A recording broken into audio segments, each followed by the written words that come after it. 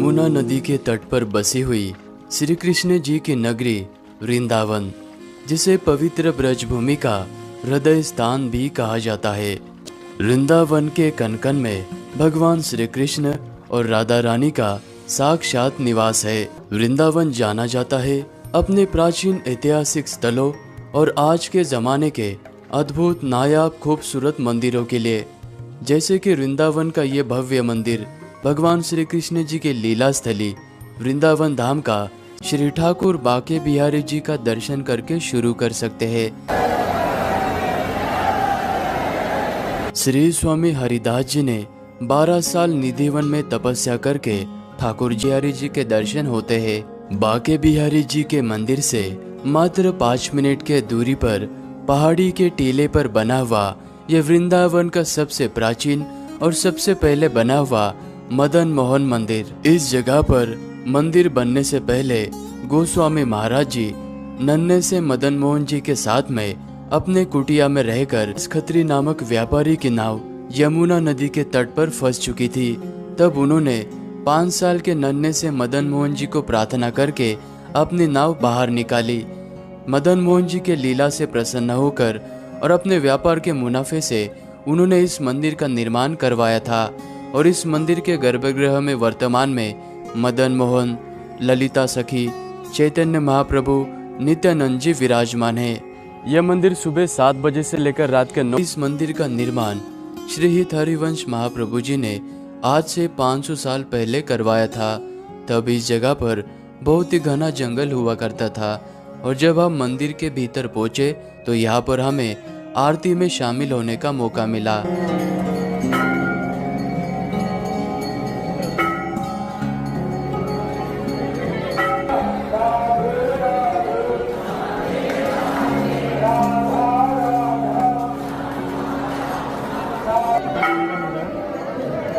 राधा वल्लभ लाल जी के मंदिर में दर्शन करने के बाद अभी हम गोविंद देव जी के मंदिर में आ चुके हैं। लाल बलुआ पत्थर से बना हुआ यह मंदिर संपूर्ण वृंदावन धाम का सबसे प्रभावशाली एवं भव्य मंदिरों में से एक है।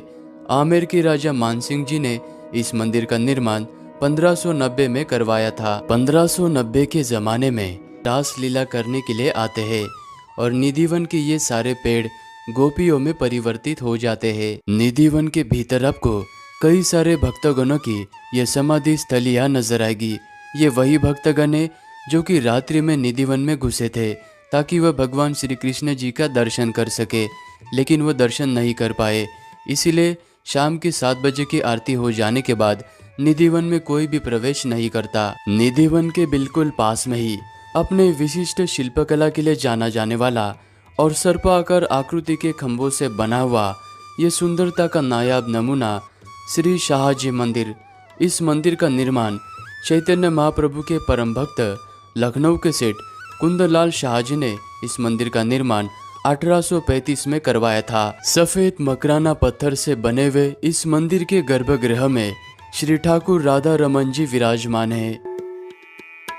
वृंदावन में दोपहर के समय में सभी मंदिरों के दर्शन बंद हो जाते हैं। अभी हम वृंदावन धाम के सबसे बड़े रंगनाथ जी के मंदिर में आ चुके हैं। इस मंदिर का निर्माण 1845 में लक्ष्मी चंद्र जैन जी के द्वारा पुत्र प्राप्ति के खुशी में निर्माण कराया था। रंगनाथ जी के मंदिर में जाने के लिए 7 बड़े भव्य प्रवेश द्वार है और इस लक्ष्मी प्रवेश द्वार से अंदर जाने के बाद सबसे पहले आपको रंग बिहारी जी यानी कि रंगनाथ जी शयन मुद्रा में दर्शन देते हुए नजर आएंगे और गर्भगृह के अंदर गुरुदेवी और महालक्ष्मी जी भी विराजमान है। के बाहर आपको 490 किलो का ये सोने का स्तंभ नजर आएगा और इस मंडप में खड़े होकर आपको बहुत ही दूर से भगवान जी के दर्शन करने होते हैं। मंदिर के मुख्य गर्भगृह के पास में आपको ये भगवान जी का बहुत ही खूबसूरत शीश महल भी देखने को मिलता है।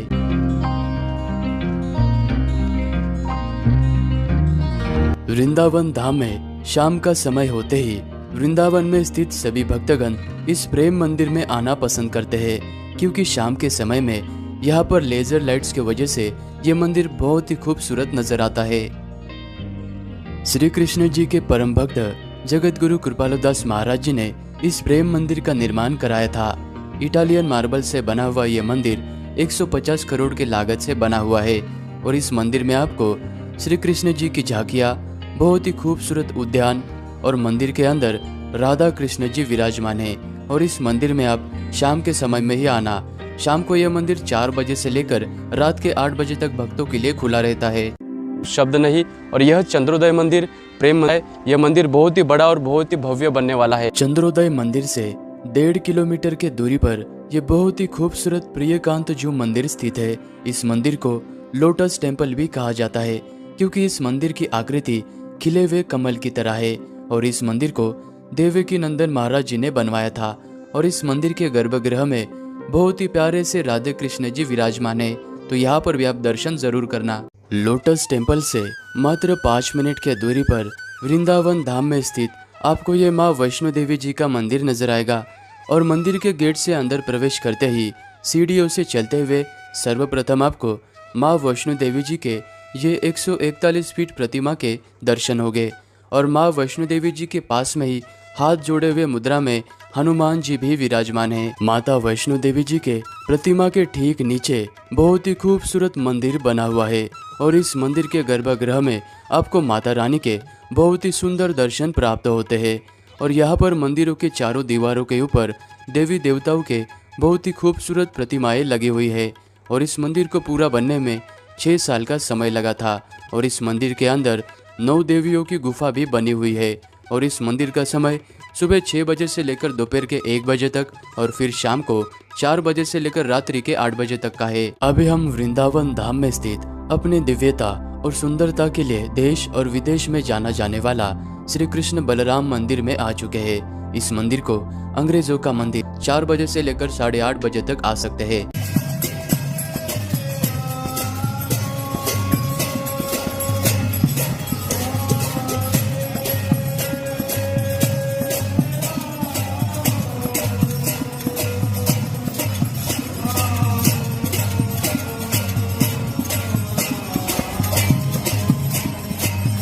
अगर आप वृंदावन की यात्रा में आते हो तो यहाँ के इस राधा रमन जी के मंदिर में दर्शन जरूर करना, क्योंकि यहाँ पर दर्शन करने के बाद श्री गोविंद देव जी, श्री गोपीनाथ जी और मदन मोहन जी के दर्शन करने का फल प्राप्त होता है। हरे राम राम राम हरे। पर राधा माधव जी के साथ में ही अन्य देवी देवता विराजमान है। जयपुर मंदिर से मात्र 5 मिनट के दूरी पर ये पागल बाबा जी का मंदिर स्थित है।